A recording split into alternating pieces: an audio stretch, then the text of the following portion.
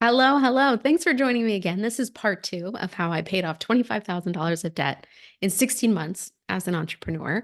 In part two, I'm going to be talking about why I saved money before I paid off debt. If you've been following any of my content, you probably are sick of hearing me say that because I say it so much.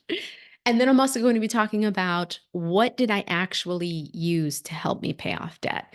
And it wasn't like I was just going about my money and my day and just saying, okay, whatever's left over, I'll put towards that. No, there was very intentional actions I used. There was also intentional software I used. And I'll be talking about how I used that software wrong for 2 years before I actually started using it the right way to pay off debt. 2 years and probably got too much money in interest, too much money in interest, not learning how to use that software. Okay, so let me first dive into saving money. I just recorded a video, last week about how saving money is the number one skill you need in order to build wealth. If you don't know how to save money, if you've never saved money, oh boy, you need that skill. You really, truly need that skill. And I say that as someone who never saved money, who had a six-figure year, who had this great year and didn't save a penny, didn't save a dime. The only times in my life when I saved money was when I wanted to buy a car. I saved money for the down payment on that, but I saved the money, put it in the car, and then didn't save ever again until the second time in my life, which was the second? Oh, moving to New York, but getting my first apartment, moving to New York City, getting my first apartment. And I had to save up money for the deposit, for the security, the whole thing, right? I had to save up that money. So I saved up that money. But that was from like a tax return. Like I didn't save it like month to month saving. I never saved just to save. Like I don't even know if I could call that saving money because it wasn't like I was saving money for the purpose of having a savings account. I was saving up to buy something and then my savings was gone. So it wasn't even like it was savings for my expenses. It was just savings I was going to use. It was a temporary savings, right? When I actually learned the skill to save money, I felt like that's when my whole financial future truly changed. And I think so many people think that saving is this thing that we don't have to learn. Like, no, it's a legit skill. Like, you need to learn. There's different ways to think about saving money. There's a mindset of saving money. There is a strategy of saving money. There is a strategy behind it. It's not just like, hey, I got some extra money. I'm going to throw it in this bucket and then I don't know, at some point I may need to use it, right? Like there's an actual strategy to saving your money. There's different ways to think about money. There's ways to move your money around. There's software to use to save your money. It is an entire skill that I think so many people brush off as if it's this thing that we should just all know how to do. And it should be obviously taught in schools. And I think financial literacy has really come far. But I think that it could go so much further because there's so much to learn about finances that we're not learning until we get into a shitty place with money, right? Like I did, right? There is the skill of saving money saved me so much. And I'll say this because if you are someone who wants to pay off debt, if you do not learn the habit and the skill of saving money, you're going to get back into debt. And I say that because when you pay off a credit card, if you do not have a savings account, what do you use as your savings account? When an emergency pops up, when something happens that your day-to-day money can't cover, you use a credit card. And that is how you begin the cycle of in and out of debt, in and out of debt. That was how I finally stopped the cycle of getting into and out of debt when I was doing the cycle for probably about 17 years. I was in the cycle. I'd pay off some credit card, I'd get back into it, pay off some, get back into it. Like that's how you get stuck in that cycle. Is if you never learn the skill of saving, you never develop the habit of saving, you will constantly get back into that cycle. Saving money and creating a savings account is there. Think of it as it is there to help you pay for things that pop up in life, which happen all the time. Our refrigerator breaks, our car needs repairs. All of a sudden, your cat needs to go to the vet. It's very expensive. These expenses pop up all the time. Like they're always there. It's always happening, right? But instead, we operate and use our money in a way that it's always going to be the same every single month, when every single month I'm sure you or me have something that pops up, right? So it's important that if you learn the skill of saving, you won't use your credit card as a savings account, and you will break that in and out of debt cycle.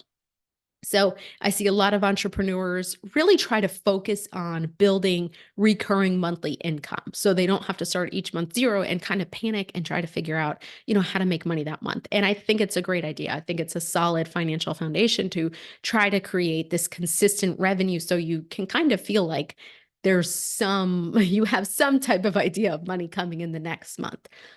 But my issue with creating recurring income and creating recurring money in your business without mastering the skill of saving is that people are flaky. So when you have a business that is based upon people paying you money next month, let's say, for example, you've gotten to this place as a coach. Next month you have $5,000 of money coming in, right? And maybe it's coming in through a couple different sources of income, right? But most of those rely on people paying you, whether it's through your coaching services, whether it's through people paying for a membership, right? We rely on other people to pay us. What can easily happen is something could happen to you where you can't deliver your services, and now those people aren't going to pay you because you're not delivering a service. Something can happen to those people. Maybe they have some type of medical emergency, right? Or a relative gets sick, or they have a baby, right? And like all these things start to happen in life, and now they're not able to pay you the $5,000. So now you reach for your credit card to pay for your business expenses or your personal expenses because life didn't work out. Money didn't work out the way it was supposed to. So that's how you keep getting back into that credit card debt cycle. So it's great that you have built this monthly recurring income, but at the end of the day, people are kind of flaky. Even in established 9 to 5s, I've seen this happen where someone could be working for a business and the business shuts down the next month. All of a sudden, they're claiming bankruptcy and they can't pay any of their employees, right? That can totally happen to a 9 to 5 employee too. That's why it's so valuable and so important that if you are looking to pay off credit card debt, you learn how to save money. So when that thing happens, some major thing happens, or your people can't pay, your invoices, or you get laid off or whatever, right? You have that money there to like fall back on. You have that money there so you don't have to reach for your credit card. This is why I finally broke the into and out of credit card debt cycle that I was in. I've been credit card debt free for about almost 3 years now. It's almost 3 years that I'll be credit card debt free. And I was in credit card debt, into and out of credit card debt for about 17 years. Yeah, was constantly in it. And it wasn't until I learned the skill of saving. Okay, so I think I've really hammered in that you need to learn how to save money, and you need to save money in order to stay out of the credit card debt cycle. All right, part 2. Let's talk about the software that I used to pay off $25,000 of debt. And let's talk about how I used that software for 2 years and didn't do shit with it, really. Okay. So I am talking about the software called You Need a Budget. If you've been following me for a while, this is my jam. This is what I teach my clients to use. And I say I have a whole coaching program around it because I used that software like I thought it was supposed to be used for 2 years and didn't pay off debt and didn't save money. Now, this software isn't just a regular old spreadsheet. It's not just something you just plug numbers into and then you tell, like this has an entire philosophy, mindset, rules behind it that when you use that with the software, bam, pay off $25,000 of debt in 16 months, save 6 months of expenses in my business and in my personal. And I was able to do that because I finally understood how to use the software, how it's supposed to be used. Okay. So when I was paying off $25,000 of debt, right, I started to realize when I was looking at the software that I was just using the software. I was just using YNAB like a regular spreadsheet. Now, I don't have too much beef against spreadsheets, but I kind of do. Like, I kind of don't think that if you are someone who's never been great with money, that you should be using a spreadsheet designed by you, someone who's not great with money. Like that spreadsheet isn't going to do much for you because it's designed by you and you don't even know what you're doing with money, right? Like use a software or use a spreadsheet that's designed by someone who knows what to do with money. So You Need a Budget is designed by Jesse. I can't say his Meckham. Meckham is the last name.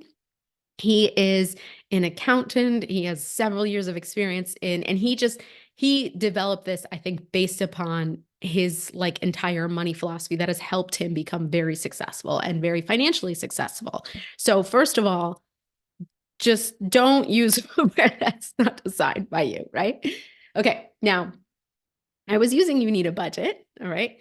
But I wasn't paying off debt and I wasn't saving money, right? And I was using this software developed by someone who knew what they were doing. So like, what the fuck was going on? Like, how is this happening?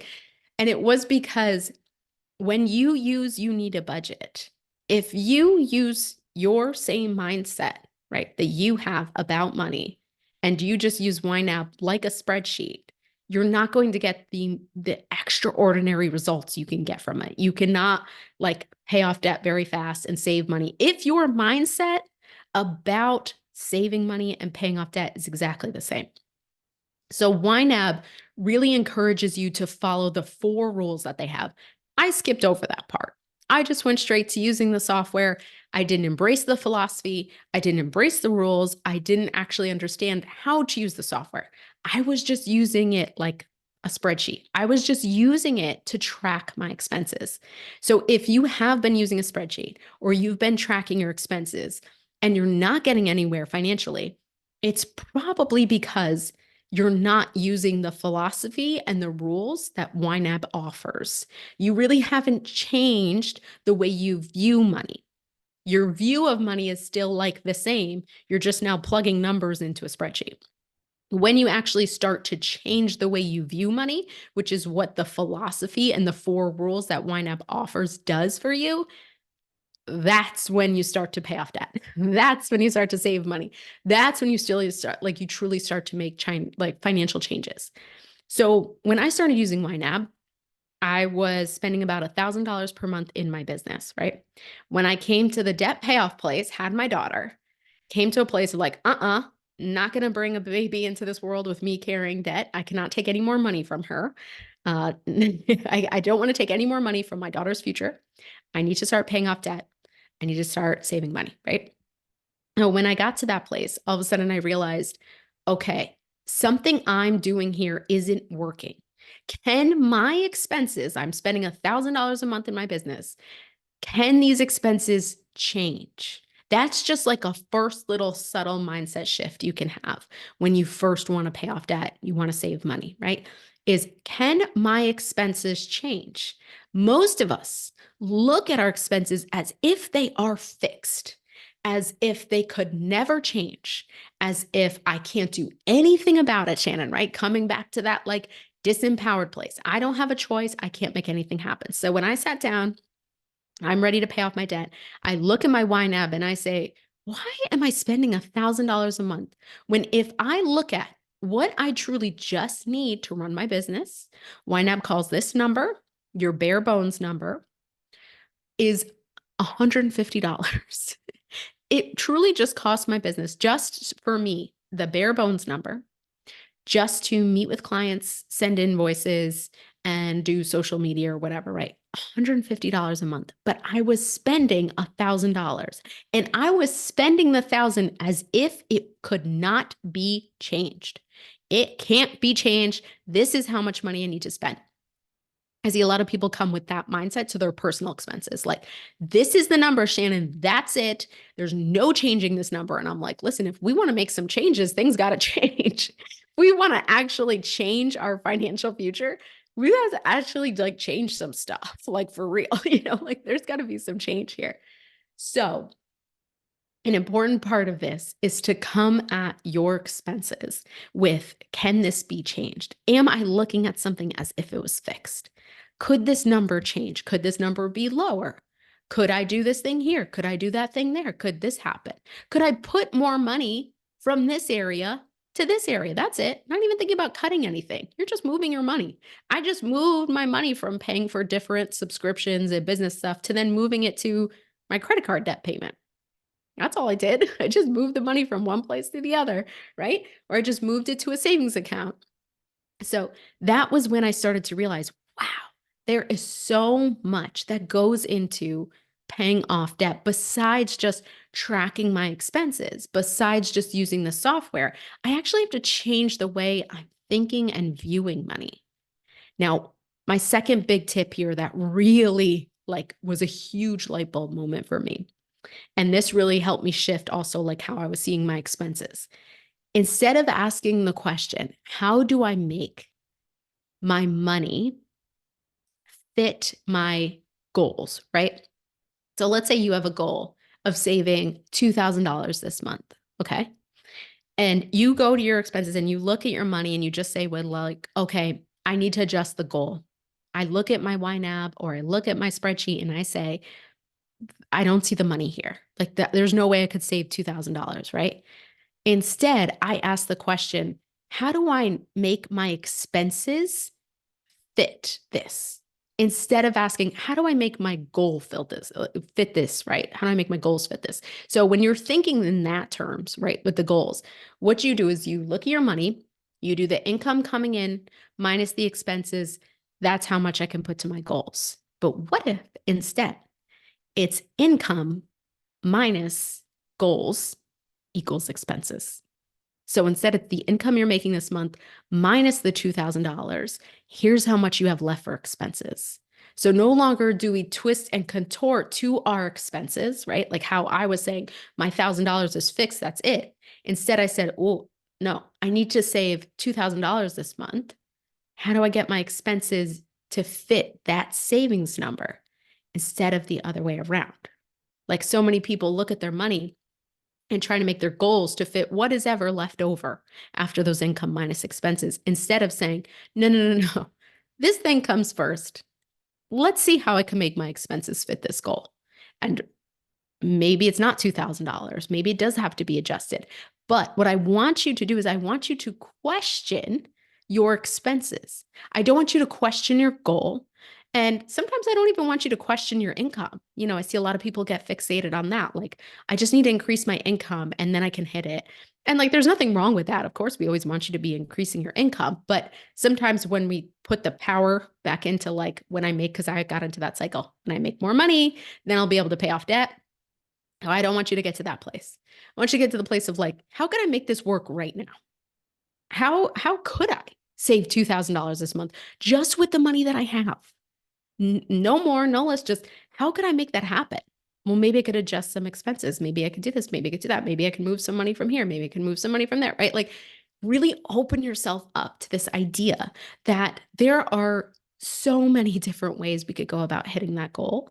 And what we need is for you to be creative, not fixed, not like my expenses are fixed. Everything is fixed. I can't make it happen. Just open yourself up to all the possibilities and the creative ways that you could truly make this happen. And this is what YNAB really gave to me.